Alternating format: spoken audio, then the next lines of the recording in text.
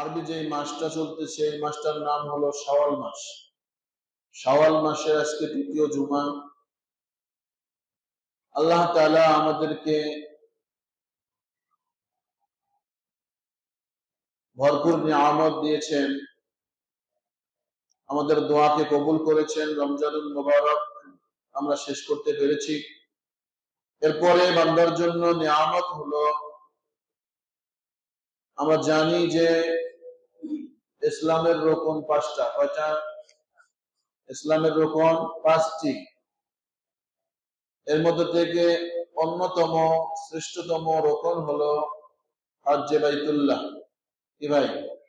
হজ্জে বাইতুল্লাহ। তো আমরা শাওয়াল মাসে উপনীত হয়েছি। শাওয়াল মাস এটা হজের মাস। কিসের মাস?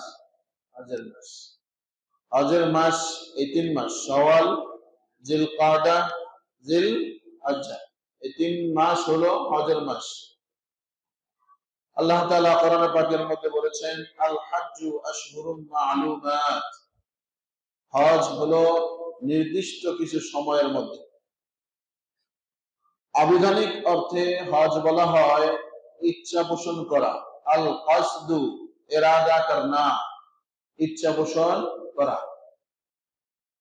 পরিভাষায় ইসতিলাহি মানা অর্থাৎ পরিভাষায় হজ বলা হয়, আমি কিন্তু জিজ্ঞেস করব, পরিভাষায় হজ বলা হয় নির্দিষ্ট সময়ে, নির্দিষ্ট মাসে, নির্দিষ্ট সময়ে, নির্দিষ্ট জায়গায় সুন্নত তরিকায় কিছু আমলকে আঞ্জাম দেওয়ার নাম হলো হজ।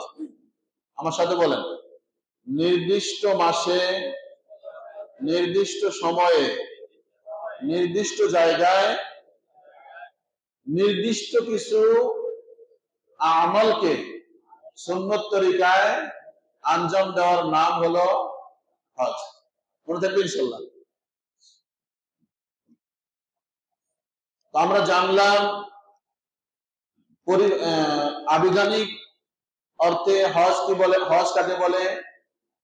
আল কসদু। আমার সাথে বলেন, আল কসদু, কফ সাদ দাল।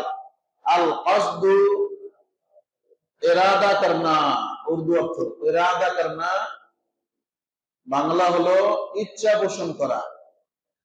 তো হজের ইচ্ছা পোষণ যারা করে নির্দিষ্ট সময়ে, নির্দিষ্ট মাসে, নির্দিষ্ট কিছু আমলকে সুন্নত তরিকায় আঞ্জাম দেওয়ার নাম হজ।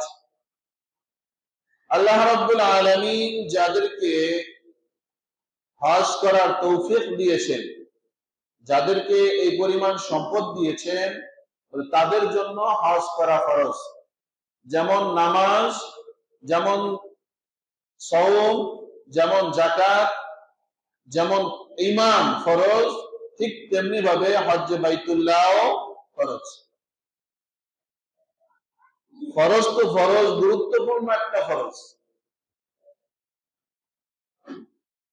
আপনি লেখাপড়া করলে, একটু স্টাডি করলে বুঝে আসবে যে আল্লাহ রাব্বুল আলামিন এই হজের বিধানটা কি পরিমাণ গুরুত্ব দিয়েছেন। সালাতের কথা কোরআনে পাকের মধ্যে আছে, যাকাতের কথা কোরআনে পাকের মধ্যে আছে,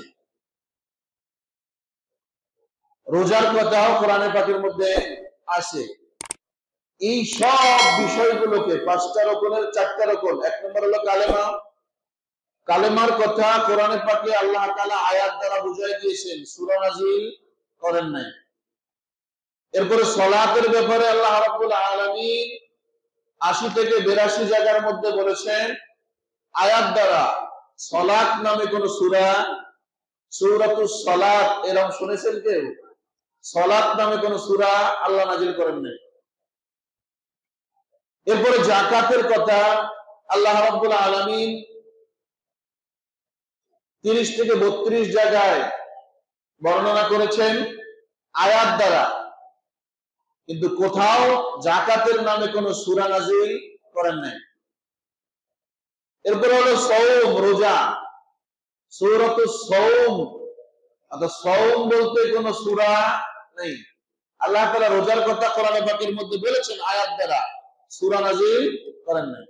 হজ এমন একটা ইবাদত যে ইবাদতের গুরুত্ব বোঝানোর জন্য আল্লাহ রাব্বুল আলামিন এই হজের জন্য নির্দিষ্টভাবে একটা সূরাই নাযিল করে দিয়েছেন, সূরাতুল হজ। সুবহানাল্লাহ বলেন না? সূরাতুল হজ সূরা আছে না একটা? হ্যাঁ, সূরা, একটা নির্দিষ্ট সূরাই নাযিল করে দিয়েছেন।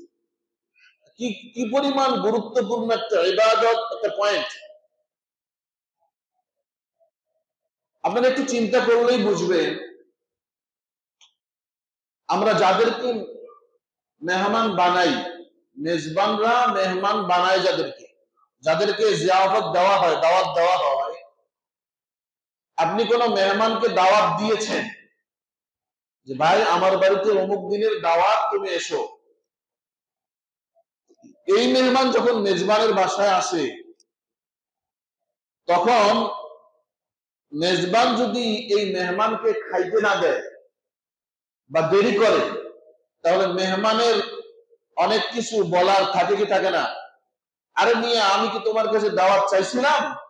তুমি দাওয়াত দিছো, নিয়ে এসে বসায় রাখছো কেন? খাইতেও দাও না, কিছুই দাও না, বলার আসে না? নাই, বলতে পারে, কারণ সে দাওয়াত চেয়ে নেয় নাই। পক্ষান্তরে আপনার বাসা রাস্তার পাশে রাত্রেবেলায় কোন পথিক এসে ডাকতেছে, ভাই আমি তো বিপদে পড়ে গেছি, তো আজকের রাতটা আমার জন্য একটু মেহমানদারি করবেন। আপনি চক্ষু লজ্জায় হোক আর যে কোনো কারণেই হোক, একটা মানুষ এসে বলছে, কিভাবে না করি, তো লোকটাকে বাসায় নিছেন। এই মেহমানদারির দাওয়াত কিন্তু আপনি দেন নাই, সে নিজে মেহমান হইছে। এই মেহমানের কিন্তু ওই পাওয়ার নাই। এখন মেজবান তাকে খাইতে দিতেও পারে, নাও দিতে পারে, আপ্যায়ন করতেও পারে, নাও করতে পারে। এখানে মেহমান কিছুই বলতে পারবে না, যে থাকতে জায়গাটা দিছে এটাই তো বেশি, খাইতে দিবে কিনা এটা তার ব্যক্তিগত ব্যাপার। তো এই মেহমান আর আগের মেহমান, দাওয়াতি মেহমানের মধ্যে পার্থক্য আছে না? নাই, আছে। ওই মেহমানকে আপনি দাওয়াত দিয়েছেন, মেহমান খাইতে যদি দেরি হয় বা খাওয়ায় যদি কোনো নিরস হয়ে যায়, তাহলে মেহমান মেজবানকে কিছু বলতে পারবে। যে মেহমানকে আপনি দাওয়াতই দেন নাই, নিজ ইচ্ছায় মেহমান হয়েছে, এই মেহমান খাইতে না দিলেও কিছু বলার নাই। ঠিক তেমনি ভাবে আল্লাহ রাব্বুল আলামিন এই হজ্জে বাইতুল্লাহ, অন্যান্য ইবাদতের ক্ষেত্রে আল্লাহ বলেন নাই যে তোমরা আসো, আইসো এখানে এটা করো, এটা করো, এটা করো।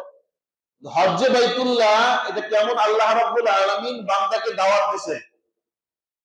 বান্দাকে দাওয়াত দিয়েছেন কার মাধ্যমে? গত কিছুদিন আগে আপনাদেরকে আলোচনা করে শোনানো হয়েছিল, আমার মনে আছে, হযরত ইব্রাহিম আলাইহিস সালাতু ওয়াস সালামের মাধ্যমে দাওয়াত দেওয়া হয়ে গেছে। হযরত ইব্রাহিম এবং ইসমাঈল যখন কাবা ঘর নির্মাণ কাজ শেষ করলেন, আল্লাহ রাব্বুল আলামিন বলেন, দোস্ত আমার, রব্বানা ওয়াবআস ফীহিম, হে আমার খলিল, আপনি তো একটা সুন্দর কাজ করেছেন, ভালো কাজ করেছেন, আপনি যা চাবেন তাই দেব, কিন্তু এখন আপনাকে আরেকটা কাজ করতে হবে, যে আপনি এই যে ঘরটা নির্মাণ করলেন, এটার একটা দাওয়াত, এলান দিয়ে দেন, দাওয়াত দিয়ে দেন। আল্লাহ রাব্বুল আলামিনের আদেশে হযরত ইব্রাহিম খলিল দাওয়াত দিয়েছেন, বলে এলান দিয়েছেন। এই এলান হাদিস শরীফে আসছে, এই এলান সমস্ত পৃথিবীর সমস্ত মানুষের কানের মধ্যে আল্লাহ তাআলা পৌঁছে দিয়েছেন। সুবহানাল্লাহ বলেন। যারা রূহ জগতে ছিল তাদের কানেও আল্লাহ রাব্বুল আলামিন আওয়াজ পৌঁছায় দিয়েছেন। হাদিসে আসছে, আল্লাহ রাসূল বলেন, এই আওয়াজ শোনার পরে আল্লাহর যেই বান্দা যতবার লাব্বাইক বলেছেন, আল্লাহ তাআলা তাকে তার জীবদ্দশায় ততবার হজ করার তৌফিক দিবেন। সুবহানাল্লাহ। কেউ তো এই আওয়াজ শোনার সাথে সাথে তড়িৎ গতিতে 70 বার লাব্বাইক বলে ফেলছে, কেউ 40 বার, কেউ 30 বার, কেউ 5 বার, কেউ 10 বার, কেউ 1 বার বলছে। যে যতবার লাব্বাইক বলছে, সে ততবার হজ না করলে আল্লাহ তাআলা তার মওত দিবে না। সুবহানাল্লাহ বলেন না?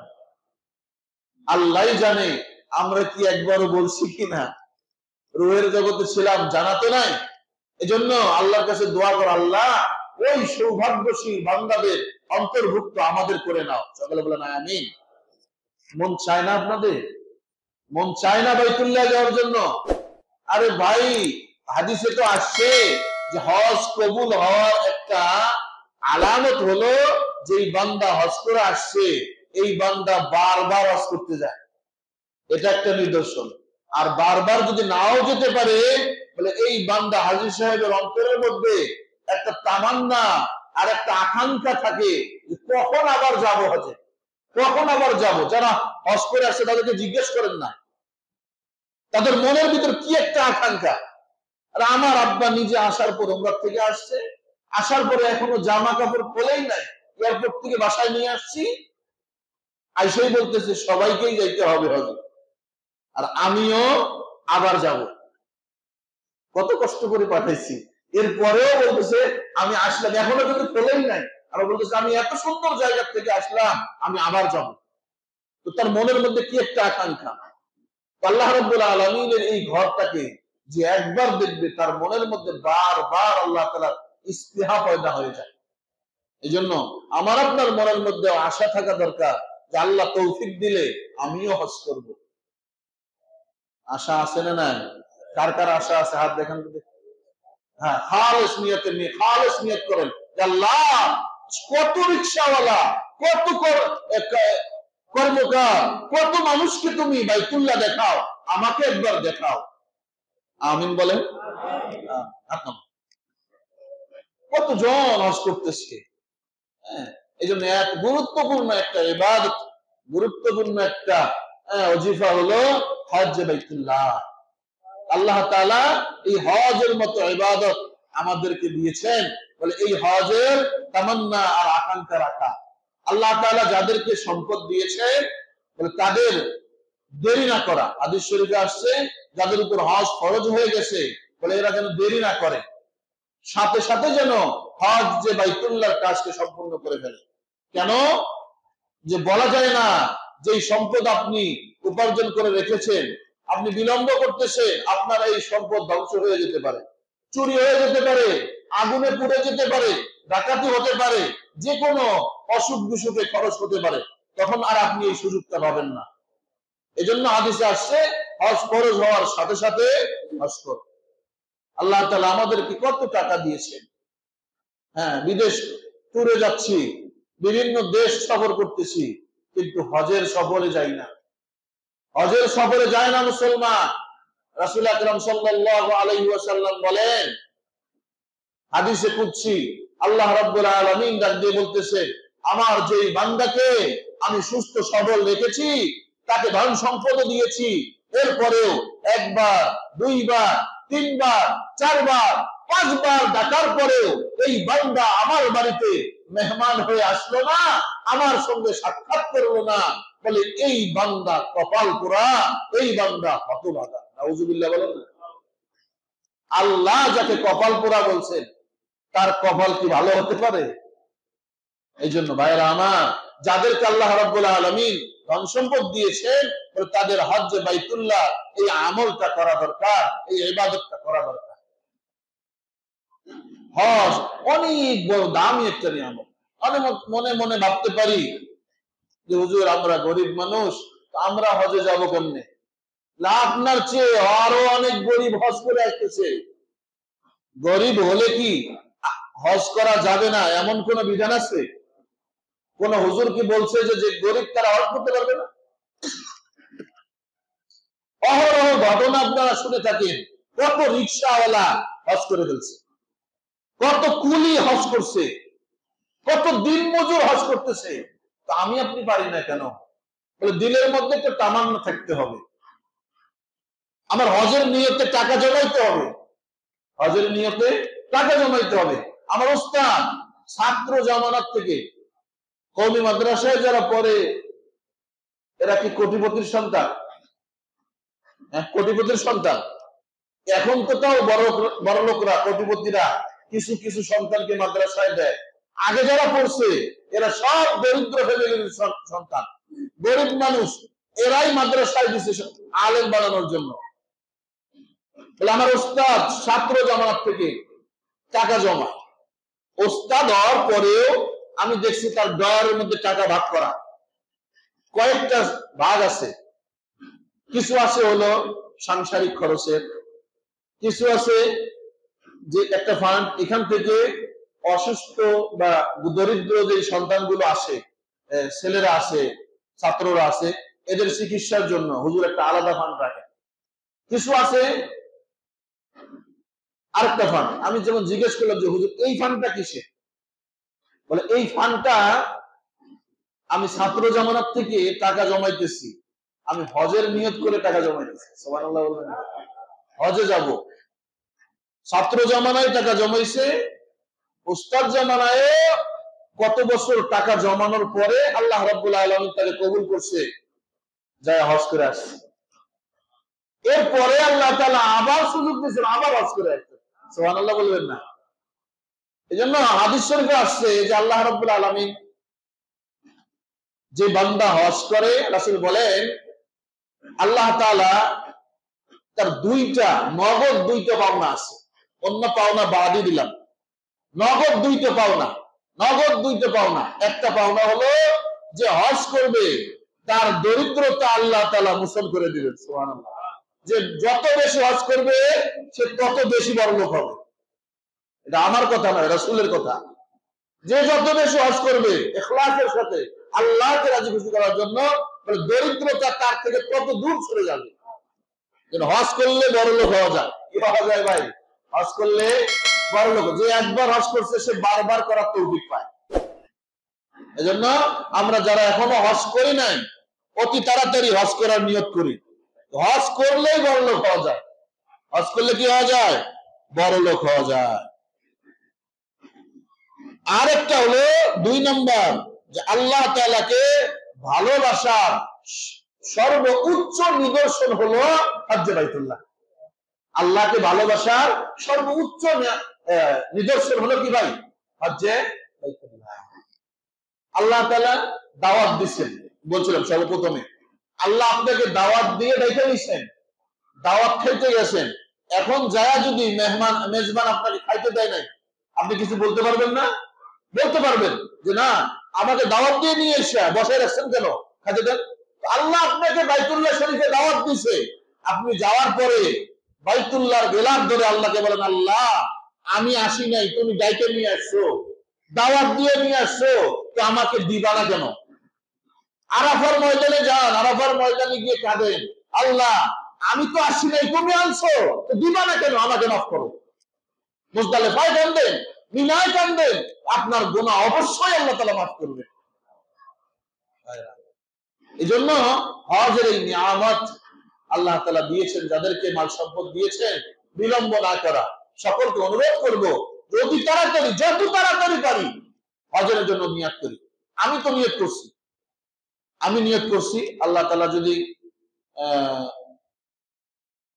তৌফিক দেয় তো প্রথমে বড় হজ করার অত তৌফিক আল্লাহ দেয়। তৌফিক দিলে আগে বড় হজ করে ফেলবো, না হলে কমপক্ষে উমরা এই বছরই করার নিয়ত আছে। দোয়া করবেন না আপনারা? দোয়া করবেন না? আল্লাহ তাআলা আমাকে সহ সবাইকে তৌফিক দান করেন। সকলে বলেন আমিন। নিয়ত করেছি, গত বছরই যাওয়ার নিয়ত ছিল, আল্লাহ তাআলা ওই পরিমাণ সামর্থ্য দেন নাই। যে কোনো ভাবে আব্বা গেছিলেন, আব্বা করে আসছেন উমরা, তো আমিও যাওয়ার নিয়ত করছি। আল্লাহ তাআলা যেন তৌফিক দান করেন। সব সামান জরুরি আসবাবপত্র যেন আল্লাহ তাআলা ব্যবস্থা করে দেন। সকলে বলুন আমিন। এজন্য আমরা সকলেই হজের নিয়ত করি, ইনশাআল্লাহ সকলেই হজের নিয়ত করি। আল্লাহ তাআলা কাকে কখন কবুল করে বলা যায় না, আল্লাহ কবুল করলে চলে যাবো ইনশাআল্লাহ। আব্দুল্লাহ ইবনে মুবারক রাহমাতুল্লাহ আলাইহি যুগ শ্রেষ্ঠ একজন আল্লাহর ওলি ছিলেন। কি নাম বলছি? আব্দুল্লাহ ইবনে মুবারক।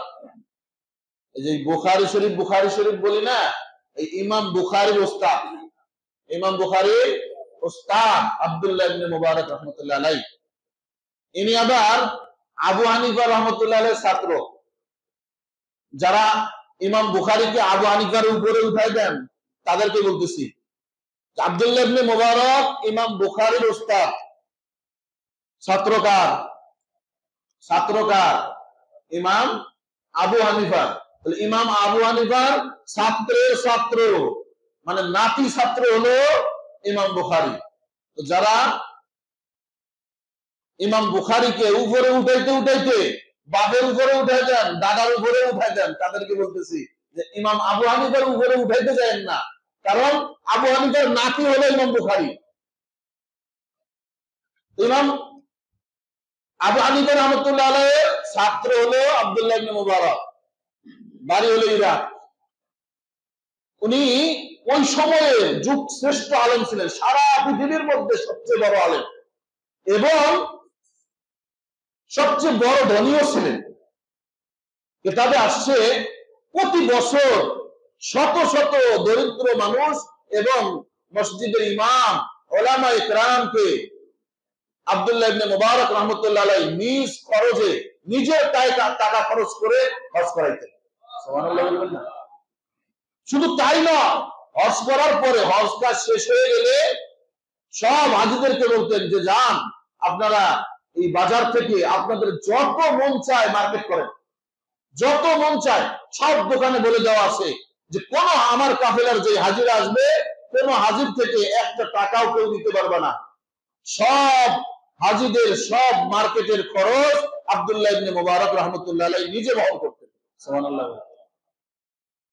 এত বড় লোক ছিলেন, একদিকে বড় আলেম আর একদিকে বড় ধনী ব্যক্তি। তো উনি কাফেলা নিয়ে গেছেন এক বছর। যাওয়ার পরে হজ কাজ শেষ।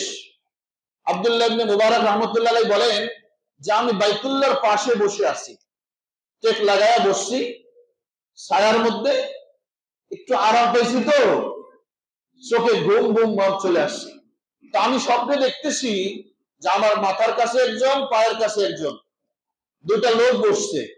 বসে একজন আরেকজনকে জিজ্ঞেস করতেছে যে এই বছর কতগুলো হাজি আসছিল। আরেকজনে উত্তর দিতেছে যে 6 লক্ষ হাজি। কত লক্ষ? ওই সময় 6 লক্ষ হাজি আসছে সারা পৃথিবীর থেকে। পায়ের কাছে এই ব্যক্তি মাথার কাছের ব্যক্তিকে জিজ্ঞেস করতেছে এই 6 লক্ষ হাজির মধ্যে কয়জনের হজ কবুল হয়েছে? অপরজন বলতেছে যে একজনের হজও কবুল হয় নাই। এখানে কিন্তু আব্দুল্লাহ ইবনে মুবারকের কাফেলা আছে, স্বয়ং আব্দুল্লাহ ইবনে মুবারকও আছে, যে একজন হাজির হজ কবুল হয় নাই। কি বলেন, এতগুলো মানুষ আসছে একটা হাজির হজ কবুল হয় নাই? না। কিন্তু আল্লাহ রাব্বুল আলামিন তার একজন বান্দা সিরিয়ায় আছে। সিরিয়ার এক বান্দা দরিদ্র, বলে এই বান্দা হজের নিয়ত করেছিল, যে কোনো কারণে সে হজে আসতে পারে নাই। তার মনের ভিতরে তামান্না ছিল, আল্লাহ রাব্বুল আলামিন ওই ব্যক্তির হজকে কবুল করছে। এই ব্যক্তির ওসিলায় 6 লক্ষ আব্দুল্লাহ ইবনে মুবারক সহ তার কাফেলা সহ 6 লক্ষ হাজির হজকে আল্লাহ তাআলা কবুল করে দিয়েছেন। সুবহানাল্লাহ।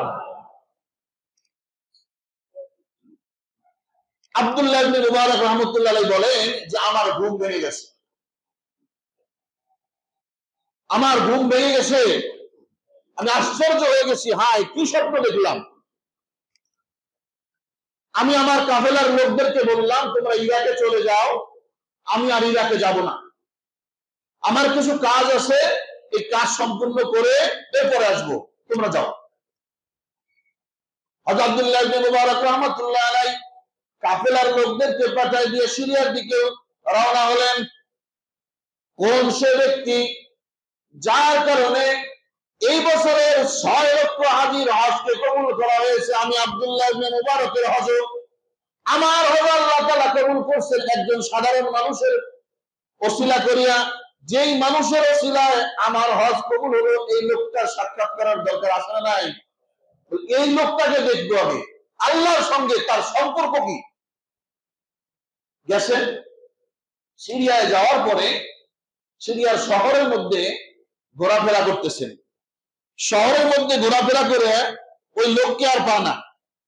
শহরের মধ্যে সিরিয়ায় যাওয়ার পরে যত ওই সময়ের সবচেয়ে বড় আলেম, তো সিরিয়ার বেশিরভাগ মানুষই আব্দুল্লাহ ইবনে মুবারকের ছাত্র।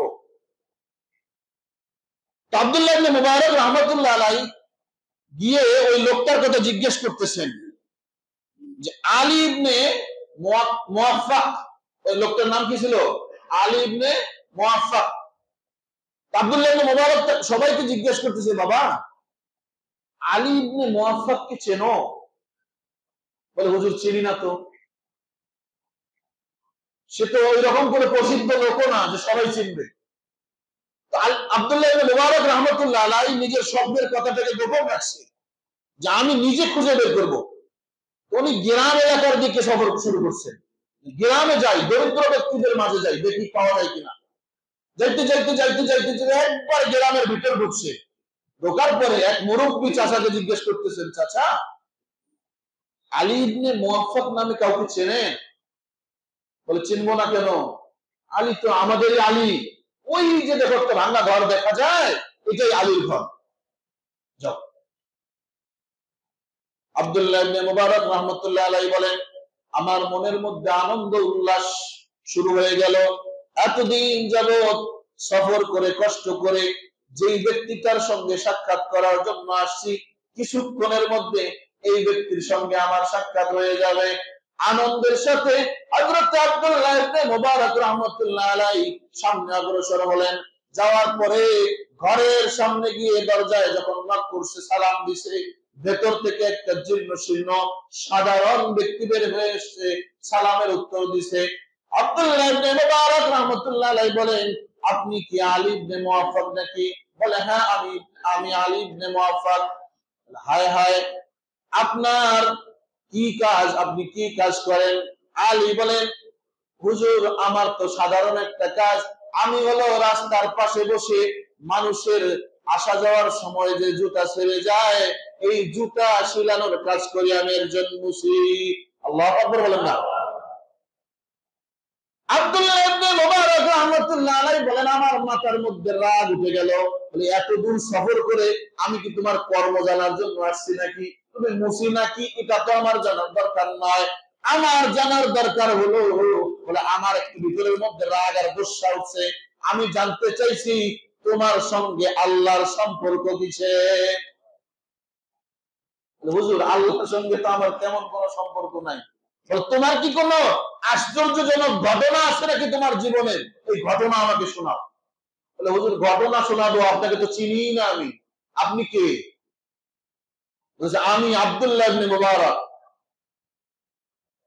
আল্লাহর বান্দা চমকে উঠছে, হায় হায়, ইরাকের সবচেয়ে বর্তমান জামানার সবচেয়ে বড় আলেম ইমাম বুখারীর উস্তাদ, আবু হানিফার ছাত্র, সেই আব্দুল্লাহ ইবনে মুবারক আপনি? বলে আপনি আর আমি মুসির ঘরে? হায় হায়, বেয়াদবি করে ফেলছে হুজুর। হুজুর বসে, বসতে দিছে। বসার পরে বলতেছে, হুজুর আমার জীবনের একটা আশ্চর্যজনক ঘটনা আছে। ঘটনা কি? বলে হুজুর রাস্তার পাশে বসে প্রতিদিন জুতা সেলাই করি। হজের মৌসুম আসলে হাজিরা যখন আমার পাশ দিয়ে চলে যায়, যখন তারা লাব্বাইক আল্লাহুম্মা লাব্বাইক লাব্বাইক লা শারীকা লাক লাব্বাইক ইন্নাল হামদা ওয়ান নি'মাতা লাকা ওয়াল মুলক লা শারীকা লাক, যখন এই তাকবীর বলতে বলতে যায় আমার দিলটা কেমন জানি নাড়া দেয়। হুজুর আমি তো গরিব মানুষ, যেই উপার্জনটা আমি করি, জুতা সেলাই যেটা উপার্জনটা আমার হয়, এই উপার্জনের টাকা দিয়ে আমার সংসার আমি চালাইতে পারি না। আমি নিয়ত করলাম হুজুর আমি হজ যাবো কেমনে?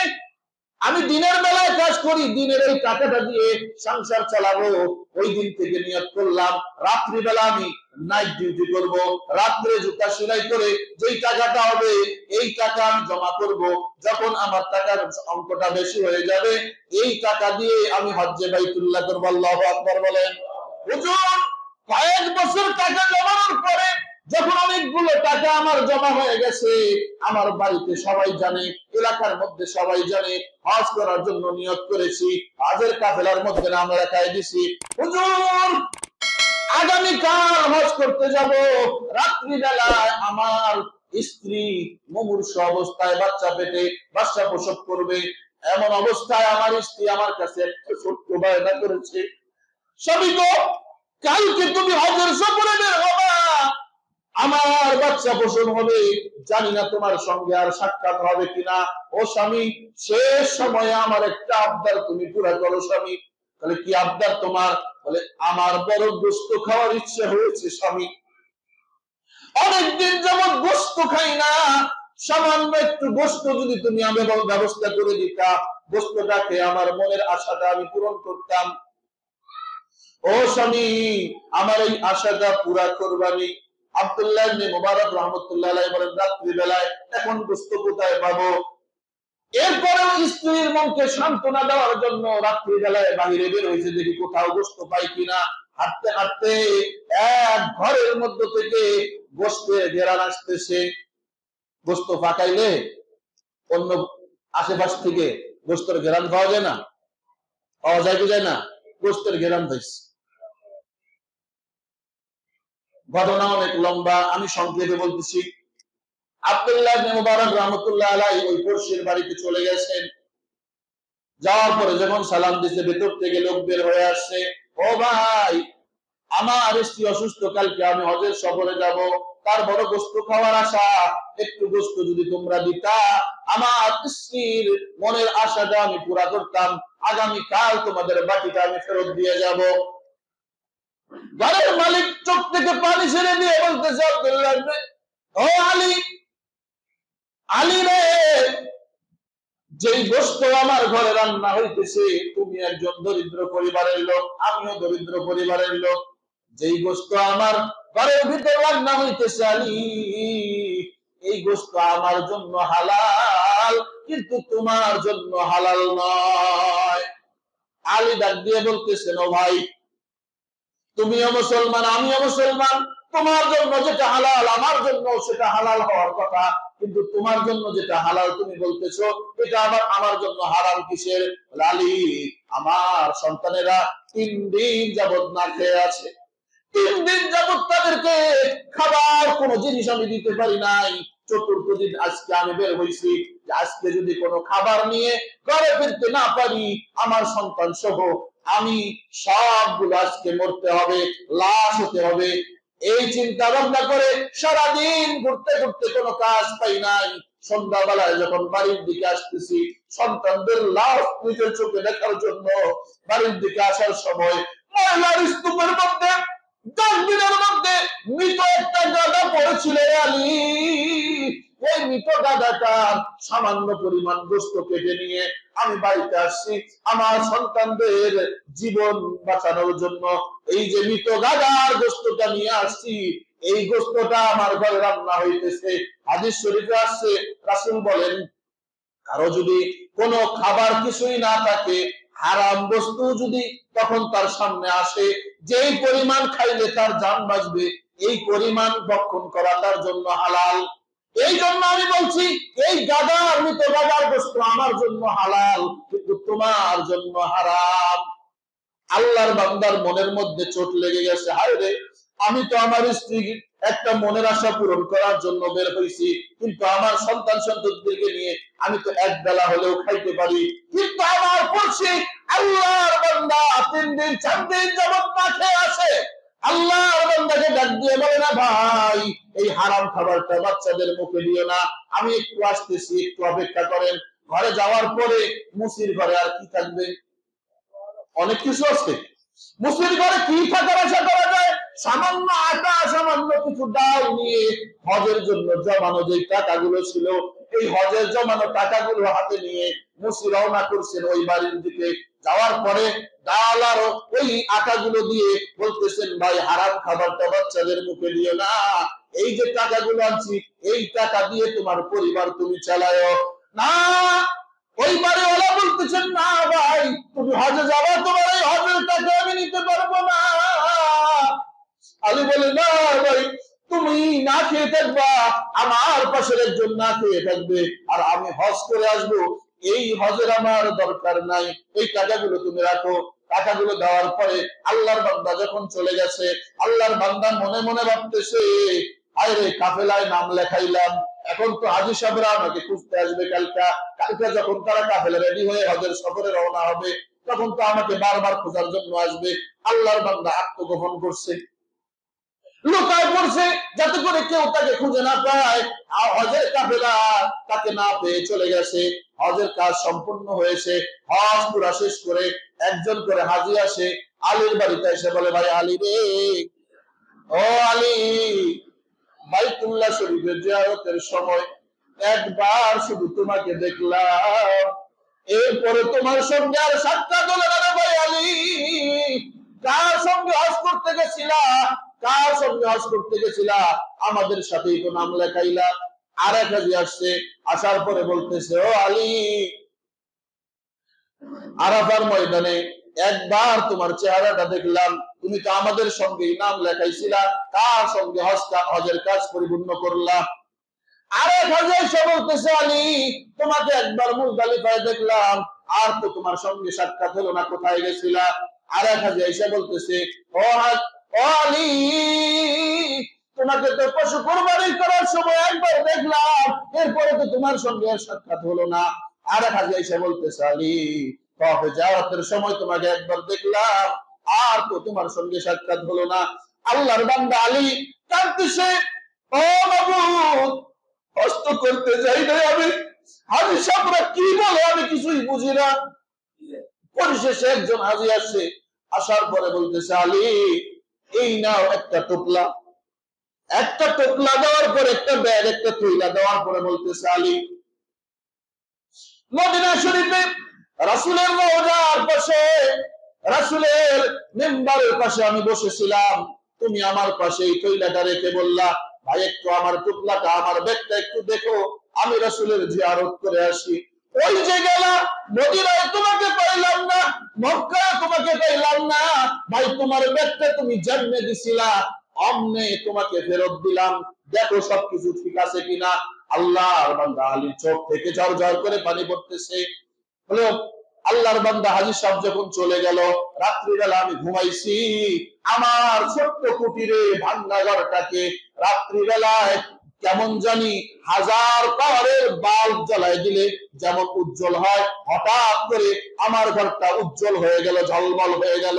আমি তাকে দেখি, সরওয়ারে দো আলম, মদিনার বাদশা, মুখতার বাদশা, আমিনের দুলাল মুহাম্মদুর রাসূলুল্লাহ সাল্লাল্লাহু আলাইহি ওয়াসাল্লাম আমি মুসির ঘরের মধ্যে আসছে। আল্লাহু আকবার বলেন না। আমাকে ডাক দিয়ে বলতেছে, আলী রে, আমার একটা দরিদ্র উম্মতে তুমি উপকার করেছো, হজে জমানো, হজের জন্য জমানো টাকা দিয়ে তার উপকার করেছো, তুমি হজে যাও নাই। আল্লাহ রাব্বুল আলামিন এত খুশি হয়েছেন, এত খুশি হয়েছেন, তোমার কারণে এই বছরের 6 লক্ষ হাজির হজকে কবুল করে নিছে। ও আলী, তুমি যে তোমার হজের জন্য জমানো টাকাটা আমার উম্মতের উপকারে দিয়েছো, এই জন্য আমি রাসূল তোমার জন্য একটা টাকা ভর্তি ব্যাগ হাদিয়া পাঠাইছি। সুবহানাল্লাহ। ভাইরা আমার, গরিব হতে পারি আমি, দরিদ্র হতে পারি, এজন্য কি আল্লাহর ওলি হওয়া নিষেধ? এজন্য এটা কোনো বাধা নয়। এজন্য আমার আশাটা, আমার আকাঙ্ক্ষা যদি দিল থেকে হয়, অবশ্যই আল্লাহ পূরণ করবেন। আলী তো যাই নাই, হজে যাই নাই, এরপরে আল্লাহ তাকে কুদরতি ভাবে যে কোনো ভাবে ওখানে পৌঁছায়া হজ তো কবুল করছেনই, ত্যাগটা করছে, এবং তার ওসিলায় আরো 6 লক্ষ হাজির হজকে কবুল করে নিয়েছেন। এই জন্য আমি আপনি নিয়ত করতে পারি না, পারি না ইনশাল্লাহ। হ্যাঁ, এই জন্য যাদের যাতায়াত খরচ আছে, নিজের ভরণ পোষণ, স্ত্রী ভরণ পোষণ, বাচ্চাদের ভরণ পোষণ রেখে যাতায়াত খরচ যাদের আছে, তাদের উপরে হজ খরচ, তাদের উপর কি ভাই? হজ খরচ। যেন যাদের হজ ফরজ হয়ে গেছে, কেউ দেরি না করি, আল্লাহর ভাষায় আমরা কপাল পোড়া না হই, আমরা এখন থেকে নিয়ত করি যে না, আমার হজ ফরজ হওয়ার সাথে সাথেই আমি হজে যাব ইনশাআল্লাহ। আর আমরা যারা হজ আমাদের উপর ফরজ হয় নাই, আমরা গরিব আছি, আল্লাহ তাআলা আমাদেরকে ফকিরি দিয়েছেন, বলে আল্লাহর কাছে নিয়ত করে এখন থেকে হজের জন্য এক্সট্রা ভাবে একটা ফান্ড করি, যে আমি প্রতিদিন বা প্রতি সপ্তাহে বা মাসে বেতন পাওয়ার পরে এই ফান্ডে এত করে টাকা রাখবো, এই টাকাটা এক জায়গায় হয়ে গেলে আমি এই টাকা দিয়ে হজ করব। এই নিয়ত করা যায় না ইনশাআল্লাহ? করবো তো ইনশাআল্লাহ? এই নিয়ত করে খালেস দিলে আপনি টাকা জমান, আল্লাহ চাহে তো অল্প টাকাই আপনার জন্য হজের ফয়সালা হয়ে যাবে। হবে কি হবে না? বিশ্বাস হয়? এই জন্যই আপনাদেরকে এই ওয়াকিআটা শোনাইলাম। আল্লাহ তাআলা আমাদের সবাইকে হজ্জে মাবরুর নসিব করেন। হজ্জে মাবরুরের ফায়দা ফজিলত আমি আরো সামনে জুমায় শোনাবো ইনশাআল্লাহ। হজ্জে মাবরুরের ফজিলত হলো, রাসূল বলেন যে হজ্জে মাবরুর যে ব্যক্তি করলো এর কোনো কিছুই পাওনা নাই একমাত্র জান্নাত ছাড়া। মানে হজ্জে মাবরুরের ফজিলত হলো, হজ্জে মাবরুরের পাওনা হলো একমাত্র কি? জান্নাত। যে ব্যক্তি হজ্জে মাবরুর করতে পারলো তার জন্য জান্নাত অবধারিত। এর চেয়ে আরো কিছু বেশি চাওয়ার থাকতে পারে? এই জন্য আল্লাহ রাব্বুল আলামিন আমাদের সবাইকে হজ্জে মাবরুর নসিব করেন। যারা গিয়েছেন তাদেরকে বারবার যাওয়ার তৌফিক দান করেন, সবাই বলেন আমিন। যারা আমরা যাইতে পারি নাই আমাদেরকেও বারবার আল্লাহ তাআলার ওই পবিত্র ঘরে রাসূলের রওজায় জিয়ারতের জন্য যাওয়ার তৌফিক দান করেন, সবাই বলেন আমিন। ওয়া আখিরু দাওয়ানা আলহামদুলিল্লাহি রাব্বিল আলামিন। যারা সুন্নাত পড়ে সুন্নাত